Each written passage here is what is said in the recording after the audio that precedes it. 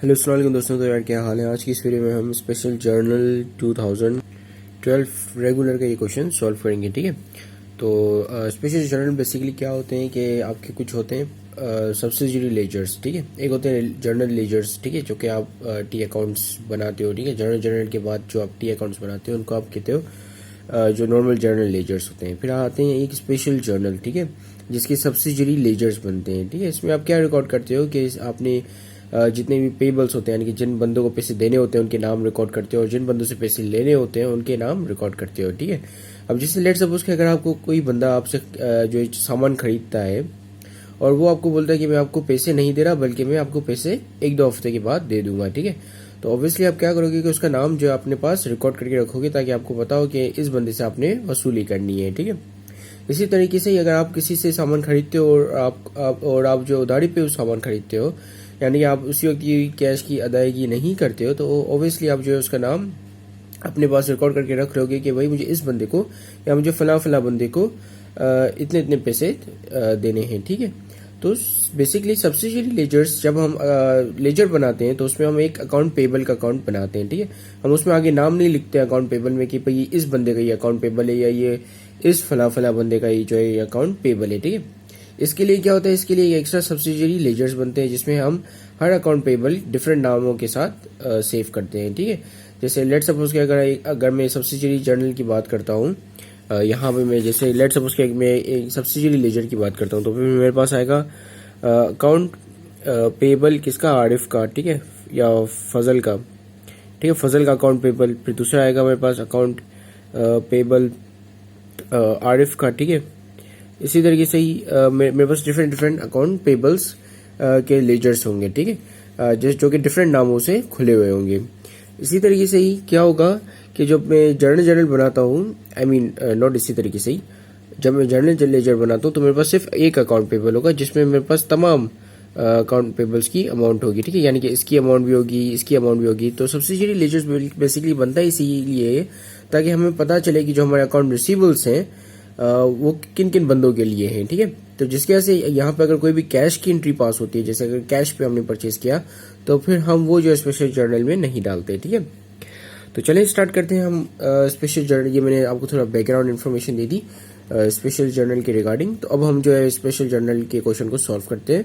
ठीक है, ये जो क्वेश्चन लिया गया है ये 2012 regular first year intermediate accounting से लिया गया है। ठीक है, so given following are the selected transactions taken from the record of कायनात journal stores for the month of April 2012। ठीक है, अप्रैल 2012 के महीने में कायनात जर्नल स्टोर से कुछ हमने यहाँ पे डेटा लिया। ठीक है, अब उस डेटा के तहत जो है वो अपनी जर्नल एंट्रीज या स्पेशल जर्नल एंट्रीज पास करेंगे। ठीक है, अब आपने देखनी कि ट्रांजैक्शन मतलब किस नेचर की है। ठीक है, ये परचेज जर्नल की हैं या रिसीवेबल्स की हैं, या तो फिर आप आई मीन रिसीवेबल्स की होंगी तो इसका मतलब कि सेल्स जर्नल्स की हैं। ठीक है, या तो फिर ये परचेज रिटर्न या सेल्स रिटर्न की हैं। ठीक है, तो आपने क्या करना है एग्जाम्स में या एग्जाम देते वक्त आपने पहले हर एंट्री को पढ़ लेना है ताकि आपको पता चल जाए कि ये परचेज जर्नल की बात हो रही है, परचेज रिटर्न की बात हो रही है, या सेल्स जर्नल की बात हो रही है, या सेल्स रिटर्न की बात हो रही है। ठीक है, तो यहाँ पे अगर आप देखो तो यहाँ पे हर जगह पे लिखा हुआ है return return return and then again you have return. ठीक है, तो इसका मतलब कि ये परचेज और सेल्स रिटर्न की बात हो रही है। ठीक है, जैसे यहाँ पे लिखा हुआ है कि milk powder, sorry not milk powder of 200 rupees was return by Bushra. ठीक है, अब अगर किसी बंदे ने हमको रिटर्न किया है तो उसका मतलब कि वो बंदा है उस बंदे ने हमसे या उस बंदी ने हमसे परचेजेस की होंगी जिसकी वजह से उन्होंने परचेज रिटर्न किया। यानी कि आप जो एक परचेज रिटर्न का यहाँ पे जर्नल लेजर बनाओगे या उनकी एंट्रीज पास करोगे। ठीक है, या उसका जर्नल व्हाट्सोएवर। ठीक है, अब यहाँ पे दूसरा लिखा है कि shampoo of ₹1000 was return to. अब देखो यहाँ पे लिखा हुआ है बाय और यहाँ पे लिखा हुआ है टू। ठीक है, तो बाय का मतलब कि अगर कोई बंदा हमसे जो है परचेज करके लेकर गया है, परचेजेस करके, तो जो हमें रिटर्न करेगा तो हम बोलेंगे ना कि हमें इस बंदे ने रिटर्न किया है। ठीक है, जैसे अगर यहाँ पे लिखा है कि मिल्क पाउडर जो है रिटर्न हुआ है, किससे रिटर्न हुआ है, बाय बुशरा से। ठीक है, क्योंकि हमें कोई अगर रिटर्न करेगा तो हम बोलेंगे कि बाय इस बंदे से हमने रिटर्न किया। ठीक है, तो बाय का वर्ड यूज होगा। अब जबकि यहाँ पे लिखा हुआ है कि शैम्पू ₹1000 वॉज रिटर्न टू यानी कि जिसको रिटर्न किया। ठीक है, तो जिसको रिटर्न किया तो उसी को ही रिटर्न करेंगे ना। अगर जिसको हम रिटर्न करते हैं तो उसका मतलब कि हम रिटर्न करेंगे, ठीक है, और हम उसी को रिटर्न करेंगे जिसे हमने खरीदा होगा, ठीक है। तो इस सूरत में बाय की सूरत में यानी कि यहाँ पे हमने सेल्स की एंट्री बनानी है, यानी कि अकाउंट रिसीवेबल्स की एंट्री बनानी है क्योंकि रिटर्न है, ठीक है। और क्योंकि यहाँ पे लिखा नहीं हुआ है कि कहीं पे कैश, तो जिसके से हम ये अज्यूम करेंगे कि ये अकाउंट रिसीवेबल्स पे ट्रांजैक्शन हुई है, ठीक है।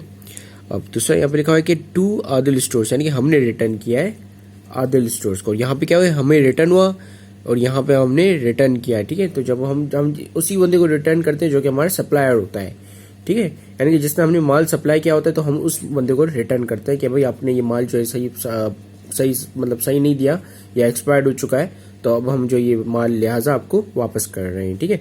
तो जिसको हम वापस करेंगे तो टू आदिल स्टोर्स, ठीक है, आदिल स्टोर को हमने वापस किया तो टू आएगा, और जो हमें वापसी करेगा यानी कि जो हमसे लेकर गया है तो हमसे वही लेकर गया होगा जिन्होंने हमसे मतलब जिनको हमने सेल्स की होंगी, ठीक है, या जिनका हमने अकाउंट रिसीवेबल्स खोला होगा, ठीक है। तो चलिए अब हम एंट्री बनाते हैं। अब इस एंट्री बनाने का तरीका ये होता है कि आपको पहले तो आइडेंटिफाई करना है कि आपने कौन कौन से जर्नल बनाने, कौन कौन से स्पेशल जर्नल बनाने, तो ठीक है। तो हमने यहाँ पे आइडेंटिफाई कर लिया कि हमारा एक सेल्स रिटर्न जर्नल बनेगा और एक परचेस रिटर्न जर्नल बनेगा, ठीक है। अब उसको बनाने का तरीका ये होता है कि आपने सबसे पहले लिखना होता है कि कंपनी का नाम या जो भी सोल प्रोप्राइटर बिजनेस का जो भी नाम है वो, ठीक है, कौन सा जर्नल है, जैसे यहाँ पे लिखा है sales return and allowance journal, ठीक है।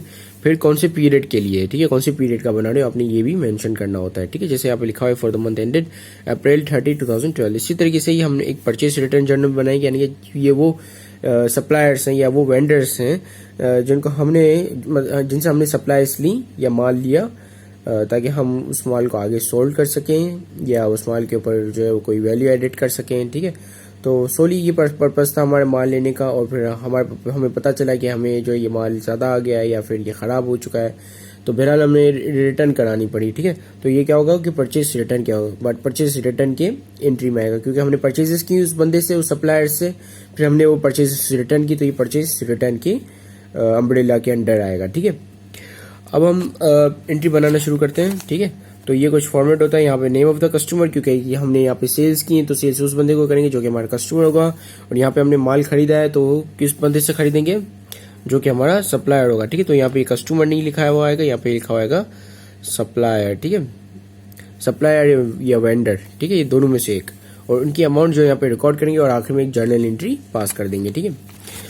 तो चलें अब स्टार्ट करते हैं हमारी अप्रैल 10 की एंट्री से। मिल्क पाउडर परचेज हुआ है 200 रुपये का, सॉरी रिटर्न हुआ, ठीक है। किसको रिटर्न हुआ, बाय बुशरा, यानी कि बाय बुशरा ने हमें रिटर्न किया 200 रुपये का मिल्क पाउडर, ठीक है। तो अब हम यहाँ पे क्या क्या चीज़ रिकॉर्ड करेंगे, तो सबसे पहली जो चीज़ हम यहाँ पे रिकॉर्ड करेंगे वो होगी डेट क्या है हमारी, अप्रैल 10, और हमें रिटर्न हुई है तो इसका मतलब कि हमने सेल्स की होंगी, तो जिसके से वो सेल्स रिटर्न हुई, ठीक है। तो सेल्स रिटर्न के अकाउंट में आप लिखोगे, तो सबसे पहले यहाँ पे हम लिख लेंगे अप्रैल 10, ठीक है, डेट, और नेम क्या है कस्टमर का, बुशरा, ठीक है, बुशरा ने हमें रिटर्न की, ठीक है, RAHBUSH, स्पेलिंग क्या है इसकी, RA, ठीक है, okay, RA, this is R and then A, ठीक है। तो और कितनी अमाउंट, 200 रुपये, 200 रुपये का उसने मिल्क पाउडर हमें रिटर्न किया, ठीक है। नेक्स्ट एंट्री पे चलते हैं। नेक्स्ट एंट्री है shampoo of April 12, shampoo of ₹1000 was return to Adil stores, यानी कि हमने रिटर्न किया। तो हम जब रिटर्न किस बंदे को करेंगे, जिस बंदे से हमने परचेजेस की होंगी, और परचेजेस वो बंदा होगा जो हमें हमारा सप्लायर होगा, जो हमें सप्लाईज प्रोवाइड करता होगा, ठीक है। तो हमने शैम्पू सप्लायर को आदिल स्टोर्स को वापस कर दिया, ठीक है। तो यहाँ पे हम आ जाते हैं क्योंकि यहाँ पे हमने परचेजेस किए, तो ये परचेज जर्नल में आएगा, ठीक है। ये आ गई हमारी अप्रैल 12, ठीक है, क्या नाम है, Adil stores, ADIL, Adil stores, ठीक है। कितने का सामान हमने रिटर्न किया, 1000 रुपये का सामान हमने उसको रिटर्न किया, ठीक है। बाय द वे ये पोस्ट रेफरेंस होते हैं, यानी कि इस पोस्ट रेफरेंस में आप देखते हो कि आपके पास जो चीज़ यहाँ पे लिख रहे हो उसकी आपके पास डॉक्यूमेंटेशन है या नहीं है। अगर डॉक्यूमेंटेशन होगी तो आप यहाँ पे टिक कर देते हैं, ठीक है। तो यहाँ पे भी हम टिक कर देते हैं, ठीक है। अब हमारी नेक्स्ट एंट्री आ जाती है।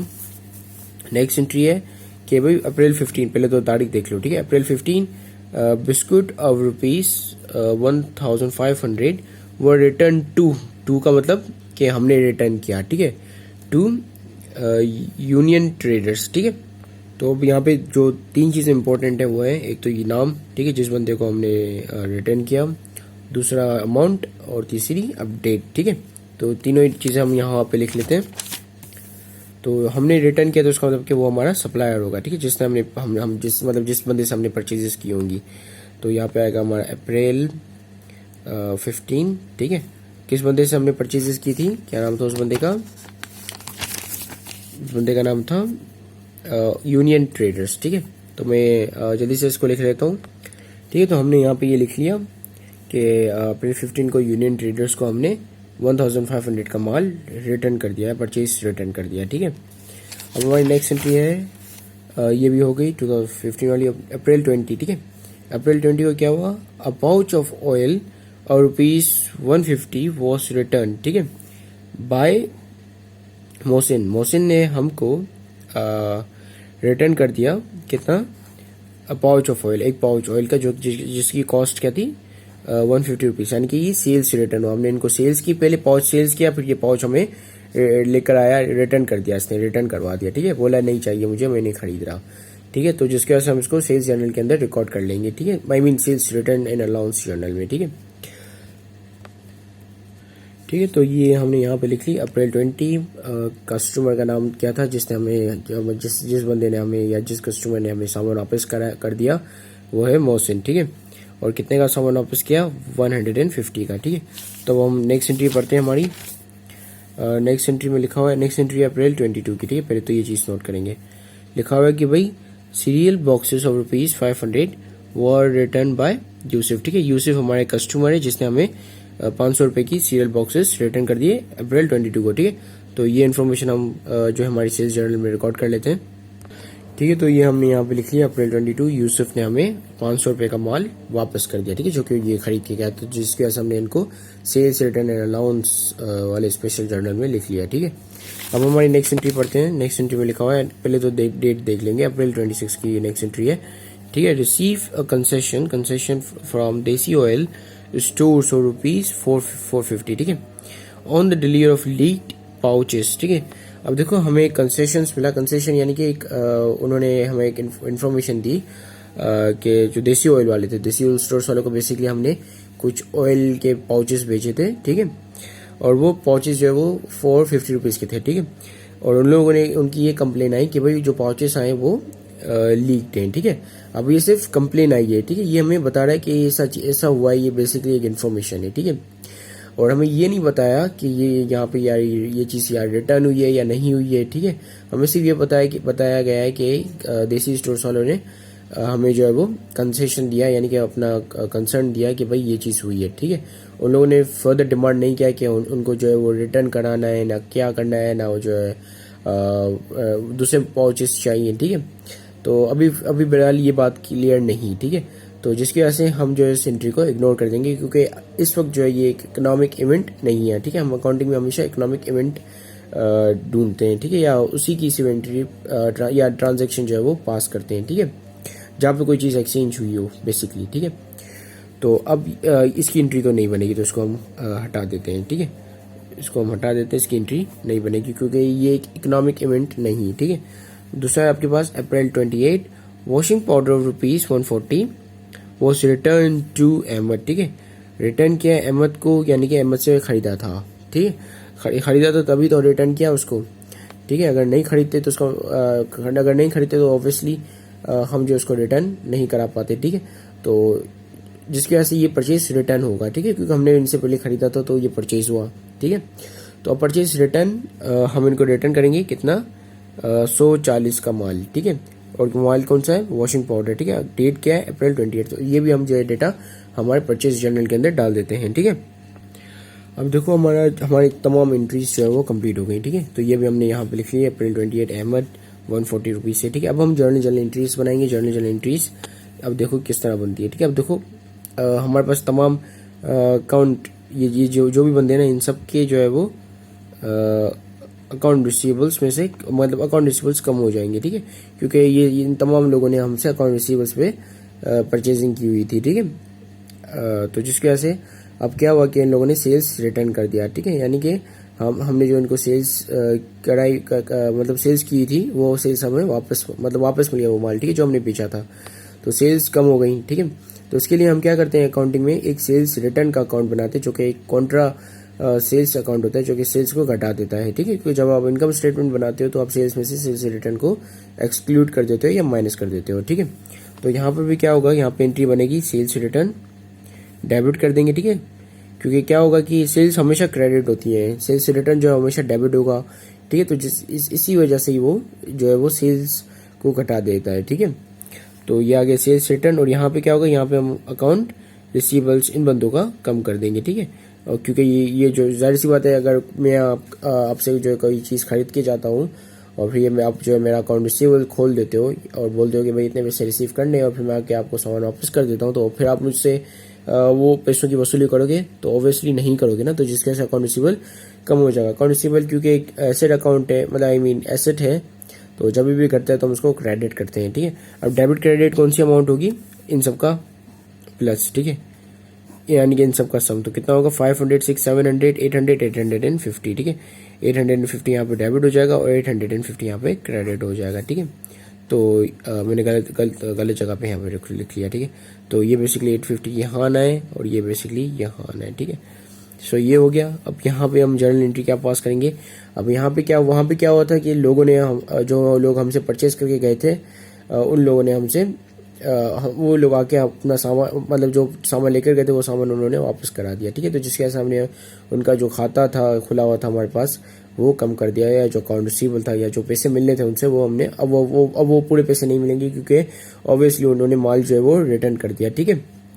अब यहाँ पे क्या है, यहाँ पे हमने माल रिटर्न किया है, ठीक है। तो यहाँ पे एक हम एंट्री बनाएंगे परचेज रिटर्न की, ठीक है।